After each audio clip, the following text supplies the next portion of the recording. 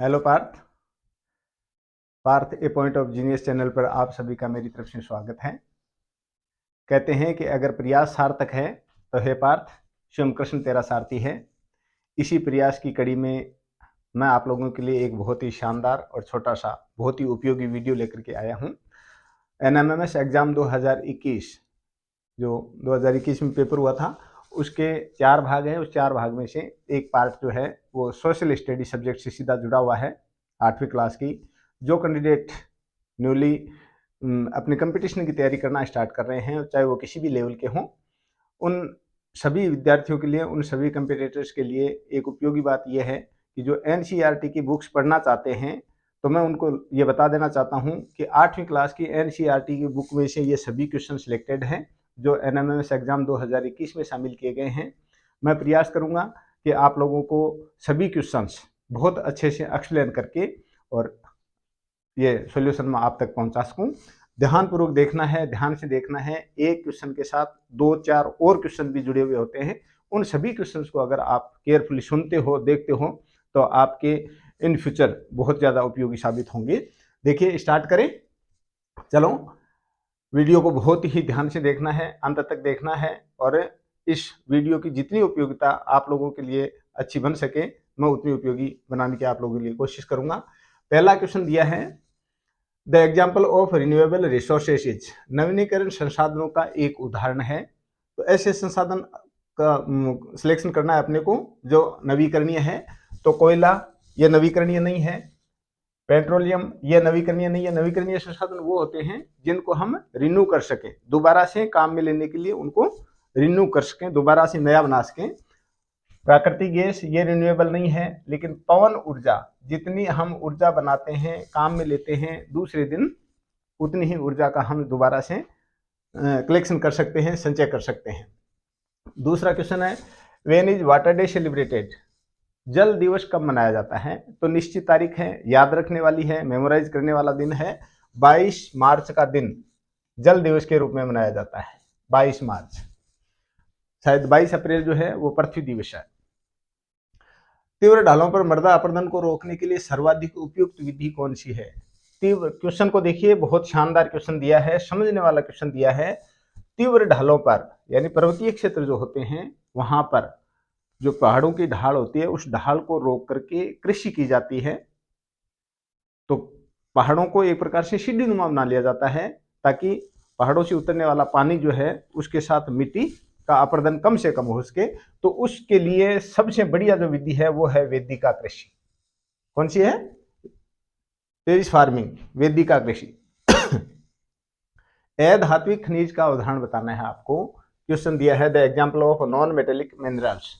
Non metallic mineral केवल क्या है इसमें? मैग्नीज जो है वो मेटेलिक है, सोना है वो मेटेलिक है, शीशा है वो मेटेलिक है, अब्रक जो है वो मिनरल तो है लेकिन मेटेलिक नहीं है, क्योंकि ये इलेक्ट्रिसिटी का कुचालक है, सुचालक नहीं है। और किसी भी धातु की यह पहली विशेषता होती है कि वो विद्युत का सुचालक होना चाहिए। तो ये विद्युत का कुचालक है, इसलिए हम इसको, अब्रक को, माइका को, अधात्विक खनिज की कैटेगरी में रखते हैं। नेक्स्ट क्वेश्चन है, समझ में आ रही है बात? चलो ठीक है, बहुत बढ़िया बात। ऊर्जा का गैर परंपरागत स्रोत क्या है? What is the non traditional source of energy? ऊर्जा का गैर परंपरागत स्रोत, यानी ऐसे सोर्स जिनको हम लंबे समय से लेके काम में लेते आ रहे हैं, these are called traditional source. और जिनको हम अभी अभी हमने शुरू स्टार्ट किया है वो है गैर परंपरागत स्रोत।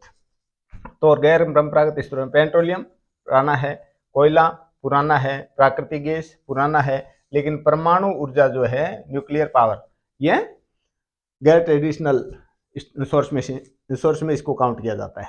नेक्स्ट क्वेश्चन है, किस फसल को सुनहरा रेशा, गोल्डन फाइबर बोलते हैं? तो उसमें सीधा सा एक ही उदाहरण है और वो है जूट। गोल्डन फाइबर किसको बोलते हैं? जूट को। जूट, पटसन, दो नाम दिए इसमें, अंग्रेजी का नाम जूटसन, हिंदी का जूट और हिंदी का पटसन। जनगणना 2011 के अनुसार भारत की जनसंख्या का औसत घनत्व कितना है? भारत का पूछा है, न कि राजस्थान का। भारत का औसत घनत्व है 382 और भारत का था राजस्थान का है 128, संभवतः, आई थिंक। जनगणना 2011 के अनुसार भारत की जनसंख्या का औसत घनत्व 382 व्यक्ति प्रति वर्ग किलोमीटर है। अगला क्वेश्चन, चलो नेक्स्ट पेज पे देखते हैं क्या क्वेश्चन दिए हुए हैं। हाँ, क्वेश्चन देखिए, क्षोभ मंडल की औसत ऊंचाई कितनी है? What is the average height of troposphere? Troposphere, क्षोभ मंडल की औसत ऊंचाई। मैंने आपको एक दिन पहले भी बताया था एक वीडियो में, एक ये क्वेश्चन पहले भी शामिल है कि क्षोभ मंडल की पृथ्वी से औसत ऊंचाई कितनी है। तो जब हम स्टूडेंट थे उस समय इसका आंसर 15 किलोमीटर हुआ करता था। आज की नई किताब जो हैं, बुक्स जो हैं, उन बुक्स में इसकी औसत ऊंचाई 13 किलोमीटर दे रखी है। कितनी है? 13 किलोमीटर औसत ऊंचाई क्षोभ मंडल की। स्थानीय पवन का उदाहरण क्या है? क्योंकि राजस्थान के विद्यार्थियों के लिए एक अजीब सा क्वेश्चन है। चारों ही नाम जो है वो पवनों के नाम दे रखे हैं, लेकिन स्थानीय भाषा में कौन सी पवन को हम काम में लेते हैं? जैसे पुरवैया है, पिछवैया है, ये 2-3 लू है, ये 3-4 पवनों के नाम हैं। उनमें से कौन सी शामिल है? व्यापारिक पवन हम ऐसा नाम नहीं लेते। चिनूक अमेरिका की तरफ बहने वाली हवाएं हैं। ध्रुवीय हवाएं जो ध्रुवों की तरफ से बहती हैं। पछुआ हवा, राजस्थान में इसको पश्चिम से आने वाली जो हवाएं हैं उन हवाओं को पछुआ हवा के नाम से जाना जाता है। आगे है, उष्णकटिबंधीय चक्रवातों को संयुक्त राज्य अमेरिका में क्या कहा जाता है? रटा रटाया नाम है हरिकेन। वहां से आने वाले जो तूफान होते हैं उन तूफानों को हरिकेन के नाम से जानते हैं। संयुक्त राज्य अमेरिका में उन चक्रवातों को, तूफानों को क्या बोलते हैं? हरिकेन। आगे, वोन झील कहाँ स्थित है? विश्व की सबसे बड़ी खारे पानी की झील वोन झील टर्की में है, तुर्की में है। कहाँ पे है? तुर्की में। तुर्की में, इसका अंग्रेजी में नाम टर्की बोला जाता है इसको। कालाहारी मरुस्थल कहाँ है? जैसे सहारा का मरुस्थल उत्तरी अफ्रीका में है और कालाहारी मरुस्थल दक्षिण अफ्रीका में माना है। इसी प्रकार से थार का मरुस्थल हमारे पाकिस्तान और भारत के राजस्थान क्षेत्र में फैला हुआ थार का मरुस्थल। तो याद रखने वाली बात है, कालाहारी मरुस्थल जो है वो दक्षिण अफ्रीका में, साउथर्न अफ्रीका, इसका राइट आंसर है। आगे है, नेक्स्ट क्वेश्चन देखिए,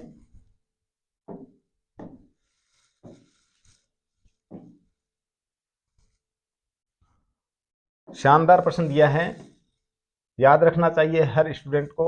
मैं इसके साथ 1-2 चीजें और बता रहा हूं आपको। राज्यसभा में राष्ट्रपति द्वारा कितने सदस्य मनोनीत किए जाते हैं? याद रखने की बात है कि राज्यसभा में प्रेसिडेंट के द्वारा 12 सांसद मनोनीत किए जाते हैं। कितने? राज्यसभा में इनकी संख्या 12 है। राज्यसभा में राष्ट्रपति द्वारा मनोनीत सदस्यों की संख्या 12 है और लोकसभा में इनकी सदस्य संख्या, मनोनीत सदस्यों की संख्या 2 है। याद रखना है, किसी का भी पूछा जा सकता है। क्वेश्चन ये भी बनता है कि राष्ट्रपति द्वारा कितने सांसदों को मनोनीत किया जाता है, तो हमें वहां पर इसकी संख्या को सम करके लिखना चाहिए 14। अगर राज्यसभा का पूछा जाए तो 12, लोकसभा का पूछा जाए तो 2, और कुल पूछा जाए तो काउंट करके 14 बनाना है इनको। आगे है, नागरिकों को जीवन का मौलिक अधिकार कौन से अनुच्छेद से मिलता है? नागरिकों को जीवन का यानी जीने का मौलिक अधिकार अनुच्छेद, भारतीय संविधान के अनुच्छेद 21 में किसी भी व्यक्ति को जीने का अधिकार दिया गया। और जीने के अधिकार का मतलब है कि आप अपना जीवन यापन अच्छे से कर सके। सड़क पे अगर कोई व्यक्ति आपसे ये भी कहे ना कि सड़क तेरे बाप की नहीं है, मैं स्पीड से चलाऊंगा, तो वहां पर सीधा सा अर्थ है कि वह आपके जीने के अधिकार का हनन करना चाह रहा है। तो साधारण सी बात है, ये हमारे भारतीय कॉन्स्टिट्यूशन के अनुच्छेद 21 में, कौन से अनुच्छेद में? 21 में आपको जीने का अधिकार देता है। नेक्स्ट,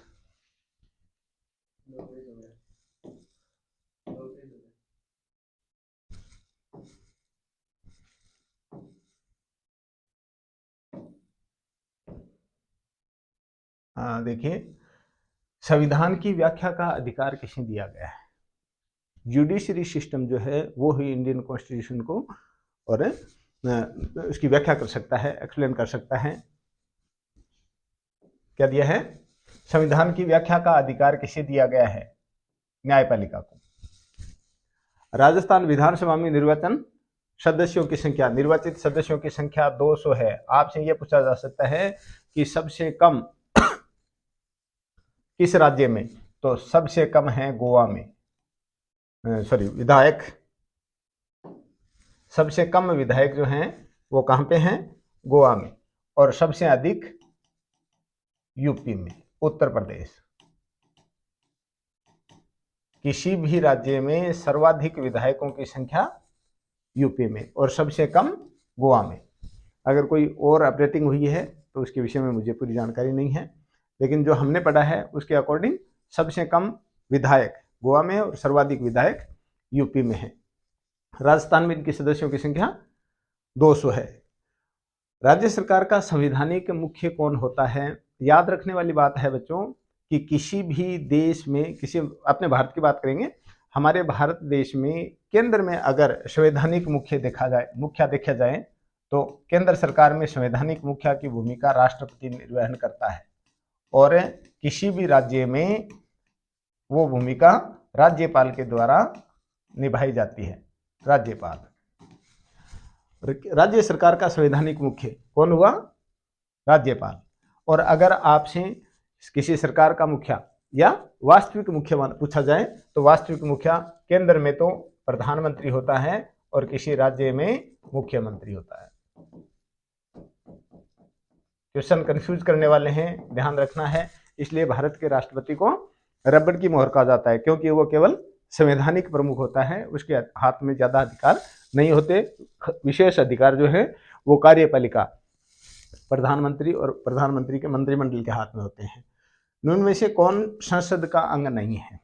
तो भारतीय संसद के मुख्य रूप से 3 अंग हैं, लोकसभा है, राज्यसभा है और राष्ट्रपति है। इसके अलावा अगर कोई चौथा नाम है तो वो आपका आंसर नहीं होने वाला है।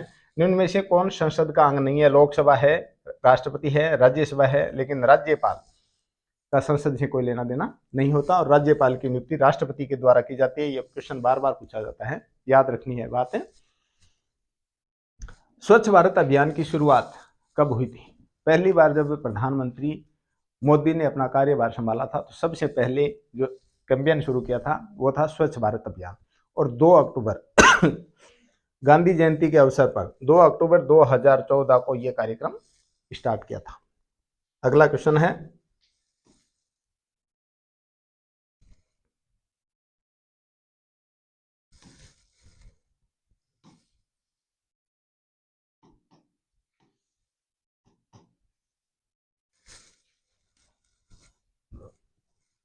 नेक्स्ट क्वेश्चन दिया है, जनगणना 2011 के अनुसार राजस्थान में महिला साक्षरता प्रतिशत कितना है? तो 52% है। लगभग कितने प्रतिशत है? 52%, 52%, 52% है। आपसे ये भी पूछा जा सकता है कि 2011 की जनगणना के अनुसार सर्वाधिक महिला साक्षरता किस जिले की है? तो वो नाम है कोटा, और सबसे कम जो है वो है जालौर की। याद रखने वाली बातें हैं। राज्यपाल पद पर नियुक्ति हेतु न्यूनतम आयु कितनी होनी चाहिए? चाहे राज्यपाल हो और चाहे राष्ट्रपति हो, दोनों की भारतीय संविधान के मुताबिक जो पदभार संभालने की एज दे रखी है वो 35 ईयर है, 35 वर्ष। कितनी? 35 वर्ष। भारत के किसी भी राज्य का राज्यपाल बनने के लिए पहली शर्त है कि व्यक्ति की आयु 35 वर्ष की होनी चाहिए, और यही राष्ट्रपति के लिए भी यही आयु निर्धारित की गई है। नेक्स्ट पेज पर देखिए हैं क्या क्वेश्चन दिए हैं।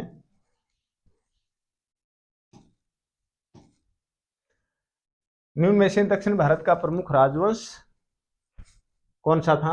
दक्षिण भारत का प्रमुख राजवंश पूछा है इसने, तो आपको देखिए गुर्जर, चौहान और गोहिल, ये तीनों जो हैं वो उत्तरी भारत के हैं, दक्षिण भारत का ही है चोल। दक्षिण भारत से रिलेटेड कोई राजवंश है तो वो यहाँ पर चोल दिया हुआ है। कानक देव शासक था जालोर का। कहाँ का? जालोर नाम दे रखा है।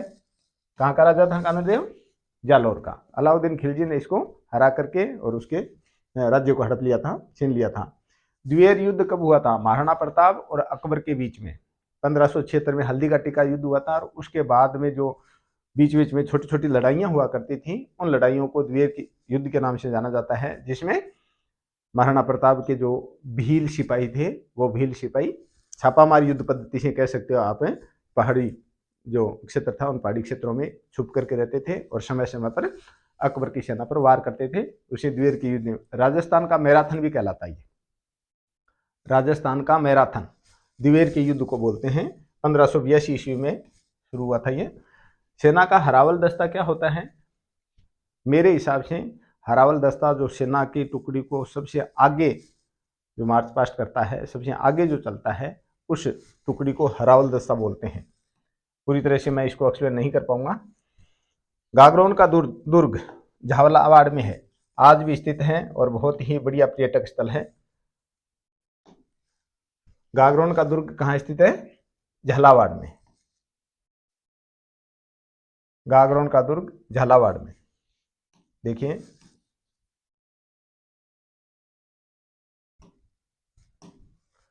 हाँ, गागरोन का दुर्ग स्थित है झालावाड़ में। दूसरा क्वेश्चन है, रामस्नेही संप्रदाय की स्थापना रामचरण जी ने की थी। किसने? रामचरण जी ने। रामस्नेही संप्रदाय की स्थापना रामचरण जी ने, 4 नंबर ऑप्शन है, और इसकी स्थापना उन्होंने भीलवाड़ा में की थी। शाहपुरा शायद इसकी मुख्य गद्दी है, शाहपुरा। पूछा जा सकता है आपसे, डीप क्वेश्चन है ये, कि रामस्नेही संप्रदाय की का मुख्य पीठ कहाँ स्थित है? तो भीलवाड़ा के शाहपुरा में। नेक्स्ट क्वेश्चन है, आबानेरी मंदिर कहाँ है? आबानेरी का मंदिर और आबानेरी की बावड़ी दोनों ही दौसा में है और बहुत ही राजस्थान की कला संस्कृति से जुड़े हुए बहुत ही शानदार क्वेश्चन है। आबानेरी में आबानेरी की बावड़ी और आबानेरी का मंदिर। आगे देखिए, चलो नेक्स्ट पेज पर क्या दिया है।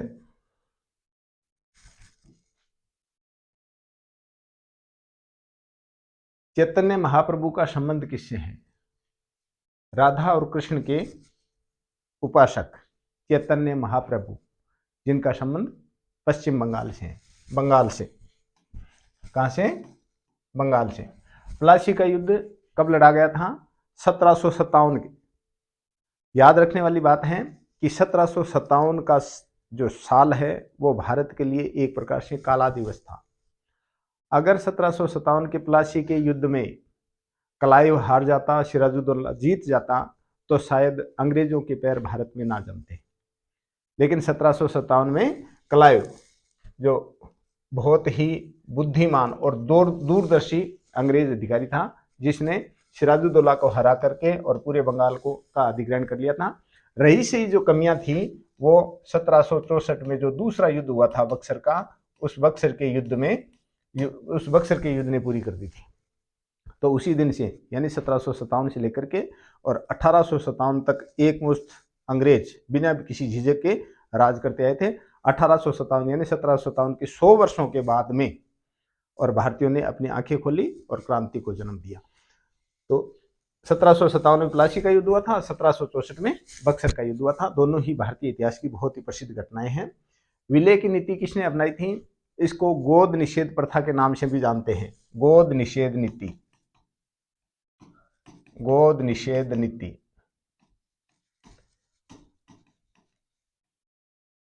डलहौजी ने। इस नीति के तहत ही झांसी की रानी लक्ष्मीबाई ने, अवध के नवाब ने अपना राज्य खो दिया था, अपना सिंहासन खो दिया था। तो गोद निषेध नीति कह दो या विलय की नीति का डलहौजी ने अनुसरण किया था और डलहौजी ने ये नीति अपनाई थी। आगे वाला है स्थायी बंदोबस्त, यानी राजस्व एकत्रित करने का ये एक तरीका था जिसमें किसानों को एक मुश्त राशि, वो अनाज की किस्त बता दी थी, या किस्त अनाज की कह सकते हो या रकम की कह सकते हो, जिसके मुताबिक एक किसान को पहले से ही निर्धारित कर दिया था कि इतना ही आपको राजस्व देना पड़ेगा कर के रूप में। तो ये नीति अपनाई थी लॉर्ड कॉर्नवालिस ने 1793 में, दिया है ना, सन 1793 में। किसने शुरू की थी? कॉर्नवालिस ने। याद रखना है नाम, कॉर्नवालिस। मैं आपको बार बार बता देना चाहता हूँ, अवगत करवाना चाहता हूँ कि एनएमएमएस एग्जाम में जो क्वेश्चंस दिए हुए होते हैं वो 6ठी, 7वीं और 8वीं क्लास की जो एनसीईआरटी की बुक्स लगती है, उन बुक्स में से सिलेक्टेड क्वेश्चंस जो होते हैं उन क्वेश्चंस को ही शामिल किया जाता है और वो क्वेश्चन बार बार रिपीट भी होते हैं हर कंपटीशन में। भारत ने प्रथम सूती कपड़ा मिल कहाँ स्थापित की थी? मुंबई में। भारत की पहली सूती कपड़ा मिल, कॉटन मिल जो है वो मुंबई में स्थापित हुई थी। आगे हैं, आर्य समाज की स्थापना कब हुई थी? याद रखना है 1875 में। कब? 1875 में आर्य समाज की स्थापना की थी स्वामी दयानंद सरस्वती ने। कहाँ है क्वेश्चन? आर्य समाज की स्थापना 1875 में किसने की थी? दयानंद सरस्वती ने। दयानंद सरस्वती ने आर्य समाज की स्थापना की थी। अगला क्वेश्चन है, पटुओं की हवेली। जैसलमेर की प्रसिद्ध हवेलियों में से एक हवेली है पटुओं की हवेली। इसकी पटुओं की हवेली कहाँ पे है? जैसलमेर में।